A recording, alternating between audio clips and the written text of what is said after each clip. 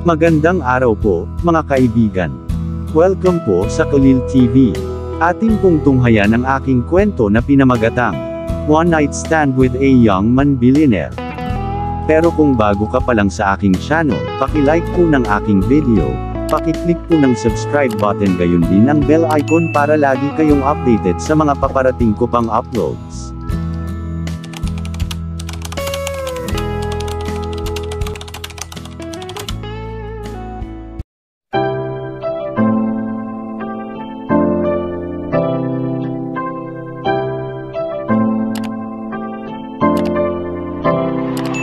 Kalil TV.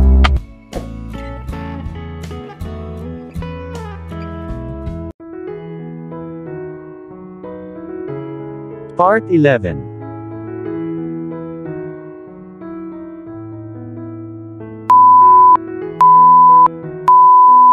Ang tanging ingay sa kwarto ni Isabela.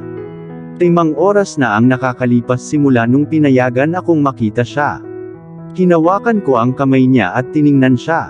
Parang napaka-fragile niya, napakaliit. Lahat ng ito ay dahil hindi ko siya kayang alagaan. Dahil sinabi ko sa kanya na pwede siyang sumama sa akin sa opisina. Dahil nakipaghiwalay ako kay Bianca. Hindi kasi ako makaalis sa mafia. Kasi ako, dahil nabuntis ko siya, nandito siya dahil sa akin. Ang pagdadala kay Isabela sa buhay ko ay isang malaking pagkakamali. Isang pagkakamali na hindi ko pinagsisisihan. Napatingin ako sa mukha niya at naalala ko yung araw na dumating siya para sa interview at nabangga niya ako. She looked so fierce at kahit na sinubukan siyang i-degrade ni Martha sa interview ay pinanindigan niya ang sarili. She looked so fragile but fierce at the same time. Naintriga ako. Nilagay ko ang palad ko sa bukol niya. Isang bagay na matagal ko nang gustong gawin simula nang matuklasan kung manganganak siya ng baby ko. I'm a sucker for kids, at ako ay palaging gusto ng isa. Gusto ng mommy ko na umalis ang daddy ko sa mafia pero ayaw talaga ng daddy ko. Ito ay humantong sa mga pagtatalo at away araw-araw. Simula nang tumingala si Mateo sa daddy ko palagi niyang pinipili ang side niya habang ako ay nasa mommy ko. Kinugugol ko ang aking mga araw kasama siya at ang aking nakababatang kapatid na babae, si Sofia. Nasangkot sila sa isang car crash matapos magbanta ang aking ina na sasabihin sa mga pulis ngunit alam kong binalak ang crash. Partikular kay daddy at sa kanyang mga tauhan. Dahil sa depresyon, gumugol ako ng mga araw kasama ang mga bata sa edad ni Sofia hanggang sa minahal ko sila. Napansin kong nakapatong pa rin ang palad ko sa tummy ni Isabela, at bago ko bawiin, naramdaman kong may tumama dito. Napababa ako sa gulat at naramdaman ko ulit iyon. Sumipa ang bata. Isang matinding pakiramdam ang dumapo sa aking dibdib. Sumipa ang bata. Tumingin ako kay Isabela na nagdadasal na magising siya. Palagi niyang hiling na maramdaman ang pagsipa ng sanggol. May naramdaman akong nabasa sa pisngi ko at nung pinunasan ko. Pansin kong tumutulo ito ng luha. Umiyak lang ba ako? Dapat magising ka na talaga, Isabela. Kakakik lang ng baby natin. Alam ko kung gaano mo gustong maramdaman ito. Patuloy kong pinagmamasdan ang kanyang tiyan na nagtataka. Napakalakas ng baby natin. Napatingin ako sa bandage na nakapulupot sa ulo ni Isabela, at may picture na tinutulak ni Bianca si Isabela sa ulo ko. Sobrang na-stress ako kay Isabela at kalusugan ng aming sanggol kaya nakalimutan ko si Bianca, babayaran niya ito. Ang pagtingin kay Isabela ay lalong nadagdagan ang guilt sa loob ko. You bastard! Isang boses ang dumating bago ako napaatras at isang kamao ang bumangga sa aking panga. Masakit yun. Agad kong itinupi ang kamao ko para lumaban bago ko makilala ang taong nakatama sa akin ay isang galit na Harry. Galit na galit si Harry. Sa tuwing nasa tabi mo si Bella ay napupunta siya sa mapahamak na ospital na ito. Itinaas niya ulit ang kamao niya pero hinarangan ko iyon. Huwag kang maglakas loob, sumisit-sit ako. Masyadong galit si Harry para takutin pero lumayo sa akin. Sa tingin ko sapat na ang ginawa mo pero kailangan mong umalis. Hindi ko kayang makita ang matalik kong kaibigan dito ng maraming beses dahil sa'yo. Kalmado ang boses ni Harry pero alam kong malayo ito. Lumipat siya sa gilid ni Isabela at kinuha ang kanyang kamay. Alam kong nagsasabi siya ng totoo. Dapat malayo ako sa kanya at sa bata. Dapat naramdaman ni Isabela ang pagsipa ng baby niya. Inalis ko ang pakiramdam sa kanya. Isang batang babae na hindi ko pa nakikita noon na may matengkad na buhok ang nakatayo sa tabi ni Harry at hinihimas ang kanyang likod ng marahan. Hindi ko man lang napansin na nandito na pala siya. Hinalikan niya ang pisngi niya and I assume na girlfriend ito ni Harry. Alam kong mas ligtas si Isabela sa kanilang mga bisig. Dapat kong palayain siya at ang bata. Siguro sa ganitong paraan mapoprotektahan ko sila. Akala ko ang pagdadala kay Isabela sa cottage ay mapoprotektahan siya. Ginawa ko lahat. Nag-hire ng mga bodyguard, tiniyak na magpalit ng sasakyan bago pumunta sa cottage at siniguro pa nga na wala kaming malapit na kapitbahay na magdudulot ng gulo, ngunit kung kanino siya nangangailangan ng proteksyon ay ako. Napakatanga ko. Kailangan kong magtungo sa isang lugar. Maaari ko bang makausap si Isabela saglit? Parehong napalingon sa akin si Harry at ang kanyang kasintahan. Sinamaan ako ng tingin ni Harry pero ang babae ay nakatingin sa akin na hindi mabasa ang ekspresyon. Wala akong pakialam kung ano man ang isipin nila kaya pumunta na ako kay Isabela.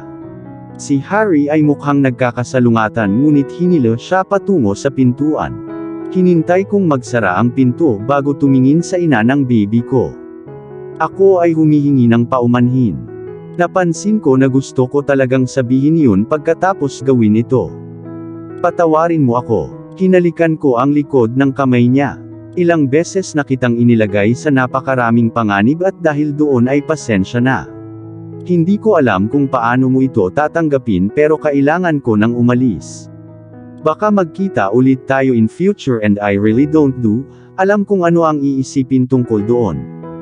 Nais kong sabihin sa iyo na ikaw ang pinakamagandang bagay na nangyari sa akin sa ngayon.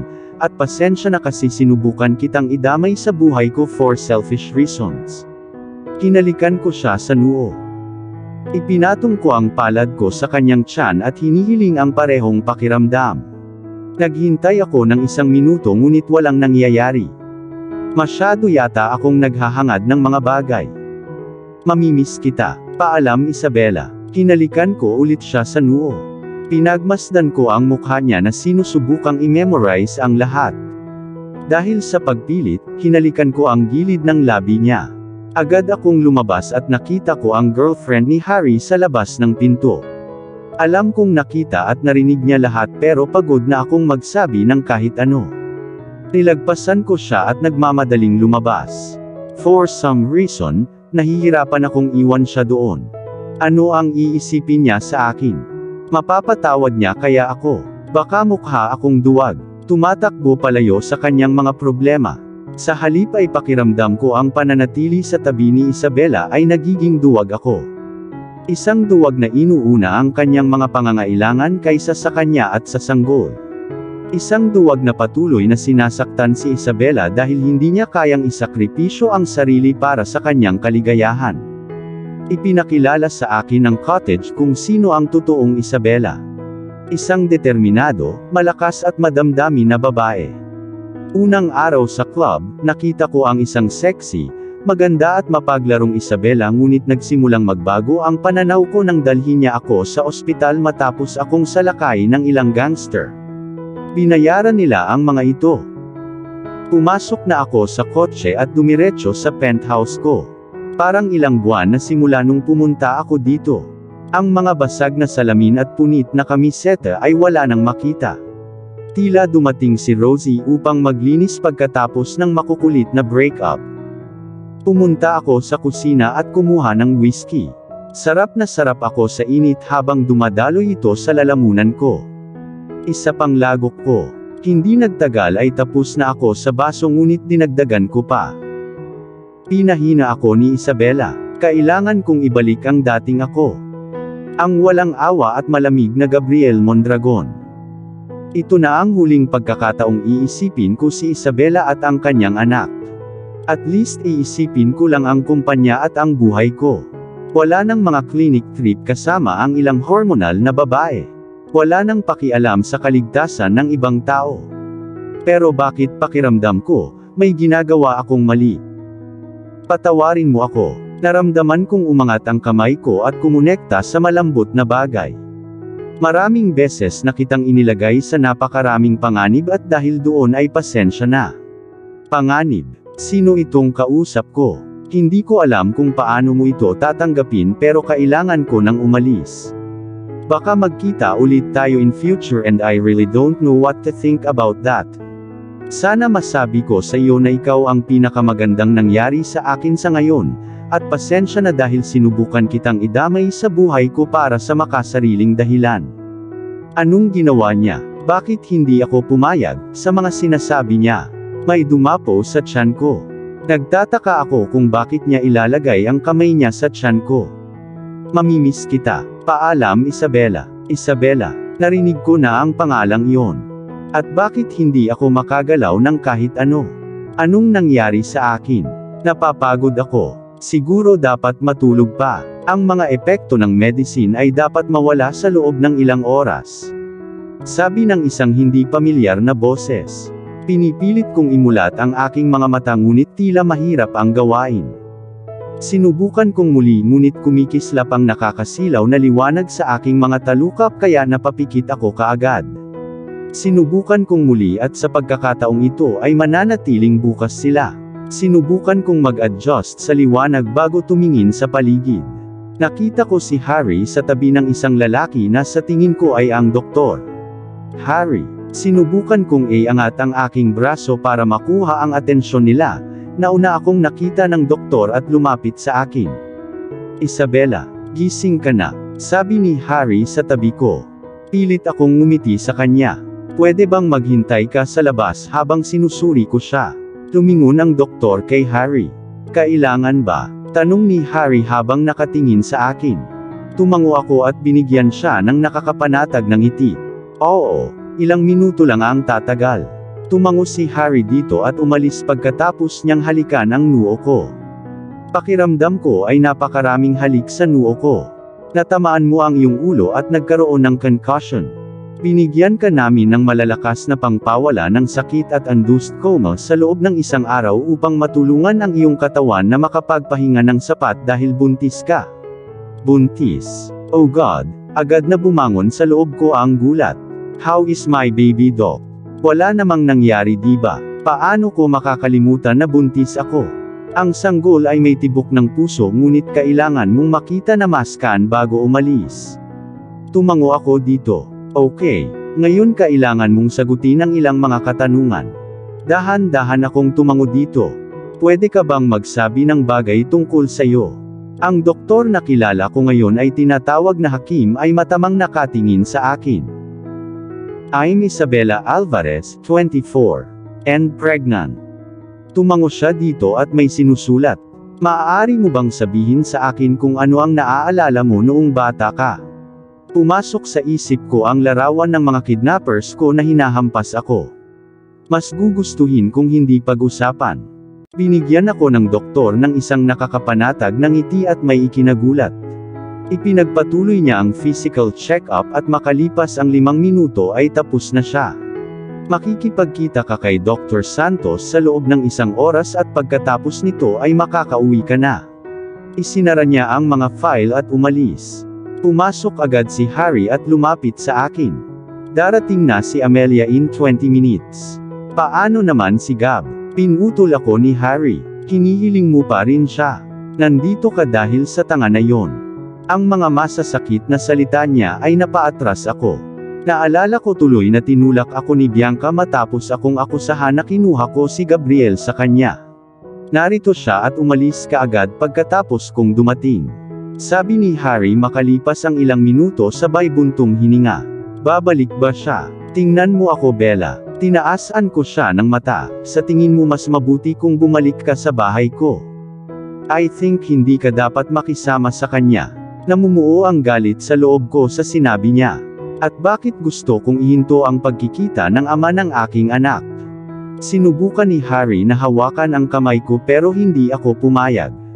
Harry, nasa meeting siya nang itulak ako ni Bianca. Ngayon kasalanan niya. Hindi ko masisisi si Gabriel sa nangyari. Walang dapat. Kung gayon nasaan siya? Hindi mo ba nakikita sa tuwing magigising ka na wala na siya? Lahat ay palaging parang replay. Paggising mo, tanungin mo siya, nalaman mong wala siya tapos magpanggap na okay lang na wala na siya dito. Magpakatotoo ka lang Isabela. Halos sumigaw na si Harry nang matapos siya. Kailangan kong mapag-isa, announce ko. Parang may gustong sabihin si Harry pero pinutol ko na. Pakiusap, tumingin siya sa akin saka lumapit sa akin at hinalikan ang noo ko. Babalik ako sa loob ng 1 oras para sa appointment mo kay Dr. Santos. Tumango ako at umalis na siya maya-maya. Pagkatapos makipagkita kay Dr. Santos, sinabi ko kay Harry na gusto kong puntahan ang aking ina. Halatang hindi siya pumapayag. Gusto ko lang makasama ang mommy ko, Harry. Alam kong gusto niya ang pinakamahusay para sa akin since kaka-discharge ko lang. Kailangan mong magpahinga Isabela. Kailangan mo bang kumilos bilang isang brat? Parang frustrated siya. Dalhin mo ako sa clinic Harry. Gusto kong makita ang aking ina. Call me a brat pero siya lang ang kailangan ko. Minsan lang. Sabi ko na may desperasyon sa boses ko at wala akong pakialam sa sasabihin ni Harry. Noon ko pa gustong makasama ang mga magulang ko. Sabihin sa kanila ang aking mga problema, tanungin sila at umiyak habang hinahawakan ako. Ngayong kasama ko na ang aking ina, hindi ko ito mapapalampas.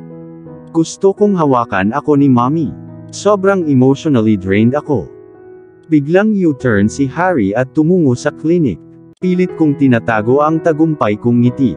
Ngayon hindi na yun mahirap, hindi ba? Pang-aasar ko sa kanya. Huwag mong ipilit. Dinala ako ni Harry sa kwarto ng mommy ko kung saan nagbabasa siya ng magazine at umalis pagkatapos mag-hi. Anong nangyari sa ulo mo baby? Nag-aalalang nakatingin sa akin ang nakatatandang ako. Huwag kang mag-alala mommy, ayos lang ako. Pilit kong iniiwasan ang tanong. Nakataas ang kilay niyang tiningnan ako. After so many questions, sinabi ko sa kanya lahat. Pinag-uusapan namin ang lahat at ang kanyang pagunlad. May gusto akong sabihin sa'yo. Tumango ako para magpatuloy siya. Mukhang balisa siya kaya nag-alala agad ako. Anong problema mommy? May nakilala akong 1 taon na ang nakakaraan. Oh, engaged lang kami ng daddy mo noong namatay siya pero mahal na mahal ko siya. Hinding-hindi papalitan ni Max ang papa mo at sana talaga maging okay ka sa amin. Palagi kong iniisip kung bakit ginamit ni mommy ang pangalan ng kanyang ama ngunit hindi ko ito kinuwestiyon. Nararapat na maging masaya si mommy at kung siya ay hindi ko siya mapipigilan. Kailan ko siya makikilala? Napangiti si mommy dito at nagkwento tungkol sa kanya. Kailangan ko ito. Ang aking ina ang pinakamahusay na gamot na maaari kong hilingin. Naghahanap kami ng mapapanood hanggang sa makatagpo kami ng isang celebrity show. At ngayon ipakilala natin ang power couple. Ang host, si Emma, ay nag-anunsyo at ang mga manunood ay masigasig na pumalakpak. Parang nasabi na niya kung sino ang darating. 2 tao ang lumabas mula sa backstage na magkahawak kamay at kumakaway ng malapad na ngiti. Bianca, Gabriel.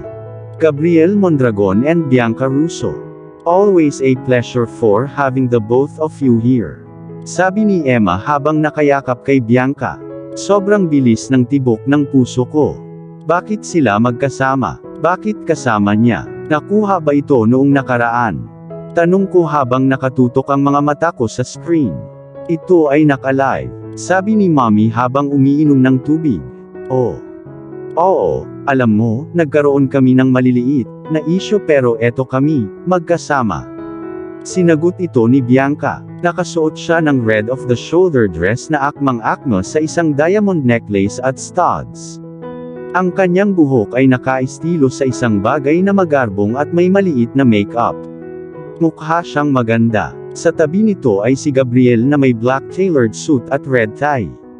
Ang kanyang buhok ay may ibang gupit na siyang dahilan kung bakit siya mukhang dreamy at gwapo.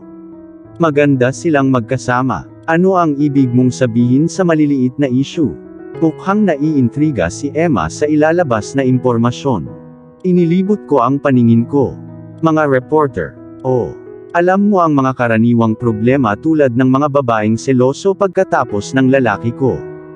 Hinalikan ni Bianca si Gabriel sa pisngi sabay ngisi. Hindi kumibo si Gabriel para itulak siya. Sobrang nasasaktan ako. Pero palagi akong pipiliin ni Gabriel pagtatapos ni Bianca at tumango si Gabriel dito at ngumiti. Binibigyan niya ngayon ng halik sa pisngi si Bianca habang tumatawa si Emma. Gabriel, mangyaring sabihin sa amin ang tungkol sa mga babaeng ito na nagbibigay sa iyo ng problema. Tumingon si Emma kay Gabriel. Natatawa si Gabriel habang hawak ang kamay ni Bianca. Hindi ko iyon problema. Ang babae ay buntis at nangangailangan ng tulong kaya nagpa siya akong tulungan siya. Kalmado ang boses niya. Walang emosyong makikita o maririnig kapag sinasabi niya ito. My fiancé is always selfless and caring. Hindi na ako nakikinig. Sapat na ang narinig ko. Mommy, kailangan nating gawin ito sa ibang pagkakataon. Pakiramdam ko ay pagod na pagod ako. Binigyan ako ni Mommy ng nag-aalalang tingin. Okay honey, tawagan kita bukas. Umiti ako sa kanya at umalis, pumara ako ng taxi at tumungo sa bahay ni Harry. Pakiramdam ko'y labis na pinagtaksilan at nawasak ang aking puso. Ito ang dahilan kung bakit dapat ako ay lumayo sa kanya. Alam ko simula pa lang kung gaano siya ka-toxic. Pagdating ko ay tiningnan ko kung may naliligaw na luha pero wala akong makita. Mabuti. Pumasok ako sa bahay na may isang pag-iisip. I hate Gabriel Mondragon. At dito na po, nagtatapos ang part 11 ng ating kwento. Sabay-sabay po natin abangan ang susunod na kabanata. Paki-support rin po ng mga kwentong pag-ibig ni Dion Channel TV at Deborah Stories, ang aming munting channel. Maraming salamat po. God bless and stay safe.